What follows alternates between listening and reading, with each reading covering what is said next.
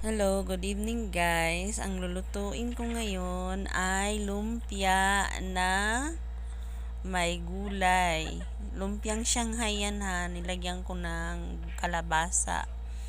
Para yan sa mga bata na mahirap pakainin ng gulay. Utakan natin sila guys. Ipalaman natin sa paborito nilang ulam. Nakapagpakulo na ako dyan ng kalabasa guys. Tapos nagbalat na ako ng sibuyas, bawang. Tapos puting sibuyas ang ginagamit kasi masarap siya sa Shanghai. Manamis-namis ang lasa niya, ang resulta. Tapos hiwain, i-chop siya ng maliliit. Huwag niyong gamitan ng blender or ng parang yung machine kasi pangit ang lasa niya guys pagka ginamitan nyo ng blender para mabilis madurog. Tiyagain nyo talaga siyang chap-chapin para hindi siya gaanong lamog. Ayan, tapos ayan, white onion ang advisable na gamitin na masarap para sa lumpiang Shanghai. Dagdag ng asin, paminta, tapos konti-konti lang guys kasi madaling magdagdag, mahirap magbawas pag nasobrahan yung alat. Haluin. Tapos inaantay ko yung pinakuluan kong kalabasa niyan dyan. Ayan. Kung malambot na siya, i-mash na siya para maihalo dyan sa nakahalo na ng mga sahog. Yan, alisin sa balat, tapos durugin. Halo doon. Tapon na yung balat. Tapos, mas marami pa yung kalabasa na nailagay. Pwede nga siyang lagyan ng patatas din guys. Pwede ihalo. Anong masustansya na gulay na nahirapan ang bata kumain? Halimbawa, sayote, carrots ba, or yung broccoli, basta laga nyo lang para madali siyang idurog. Kaya i-chop nyo na siya ng pino. Tapos nagdagay din pala ako ng siling haba, yung pangsigang guys. Ang sarap niyan, ang mabango siya. Aromatic yung amoy ng pagkain na. Inalisan ko pala ng buto yan ha para hindi manghang kahit baby ko, bunso ko, sarap na sarap dun sa lumpia. Pabalik-balik siyang nanghihingi pa ng yan, nagdagdag ako, naglagay akong asin, paminta, tapos harina kasi medyo naglagay akong harina, medyo mabasa siguro dahil sa kalabasa. Tapos ayan, halu-haluin. At pagka na ganyan na nahalo nyo na ng mabuti, magbalot kayo isang piraso muna para i-trial, i-test nyo pagluto kung tama na ang timpla. Kung matabang pa, dagdagan nyo ulit. Tapos dagdagan nyo ulit asin, paminta.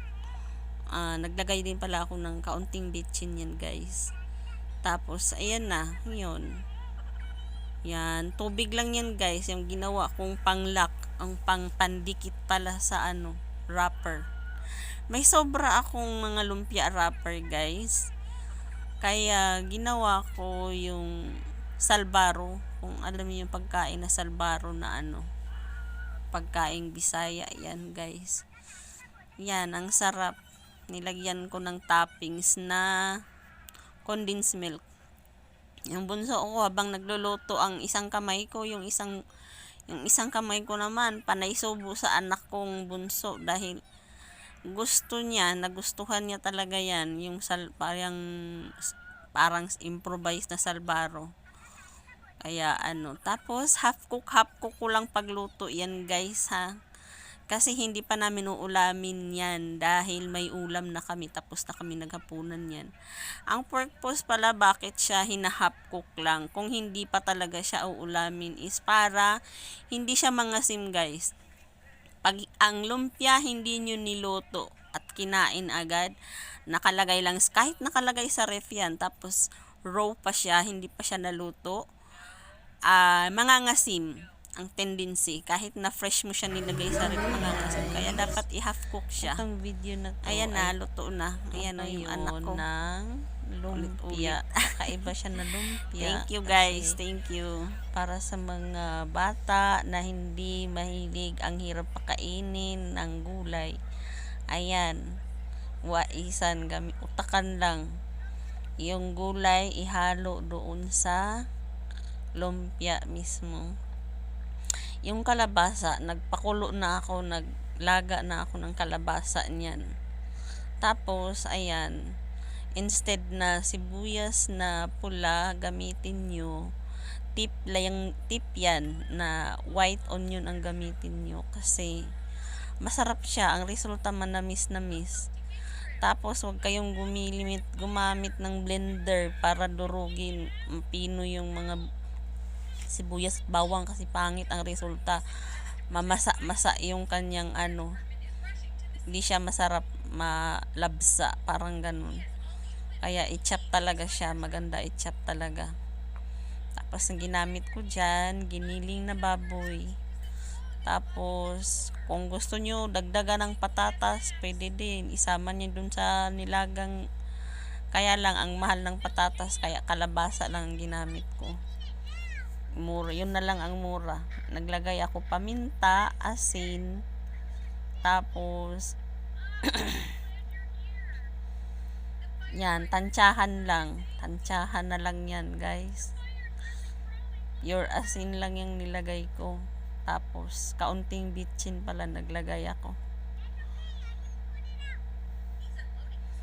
Yung sibuyas na puti, masarap din siya guys. Panghalo sa masarap ang resulta. Yan, yung kalabasa, i-mash ninyo. Tanggalin nyo siya sa balat. Tapos, durugin nyo. Ayan, no. Ang nagpadami ay kalabasa. Ang sarap niyan guys, yung bunso ko, binabalik-balikan kumain yung Tapos pagka magluluto kayo niyan, wag niyong lutuin sabay-sabay lahat. Magluto kayo, isa lang muna, i-testing nyo pagbalot. Magbalot kayo, isang piraso lang muna. Para matesting nyo kung tama na ang timpla. Yan, yung dinagdag ko, naglalagay ako siling pangsigang, yung siling haba. Kasi ang sarap din ng lasa. Sarap, mabango siya, ma-aromatic. Tapos, tanggalin nyo ang buto para hindi siya maanghang. Kasi, ang lasa, nagpapasarap siya sa lasa. Nung panahon na 800 pesos ang kilo ng sibuyas, yan ang ginamit kong pamalit sa sibuyas. Hindi ako gumagamit ng sibuyas, yan lang. Ang sarap na ng lasa ng ulam. Yan, naglagay ako kaunting harina kasi medyo masabaw-sabaw, mabasa-basa siya. Harina lang yan, kaunti lang. Yan, tapos haluin nyo ulit. Ayan, sobrang dami ng kalabasa nilagay. Kunti lang yung giniling. Tapos, nagbalot ako dyan una, isang piraso lang una. Kasi gusto ko matikman muna kung tama na ang timpla. Pag okay na ang timpla, di tuloy-tuloy nyo na balutin. Pero kung matabang pa, dagdag uli. Dagdag kayo ng asin pa. Kunti-kunti lang sa pagdadagdag. At ito pala guys, kasi namalengke ako kahapon, nung time na yan. Kaya ang ginawa ko dyan, technique pala to, isang tip para sa inyo na dahil ang anak ko, paborito niya ang lumpia, hinahap cook ko lang yan, hindi ko yan niluluto dahil hindi naman namin kailangan kainin lahat.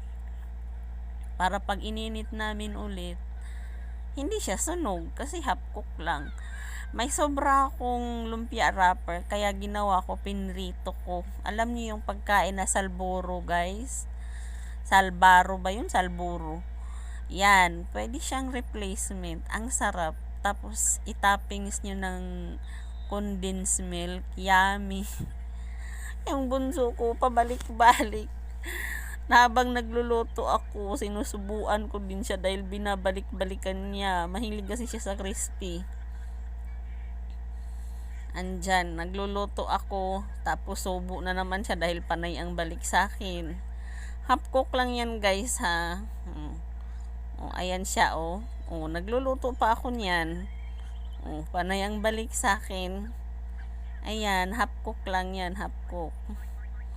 Wag ka Tapos, ayun yun lang yun guys. Basta para para hindi siya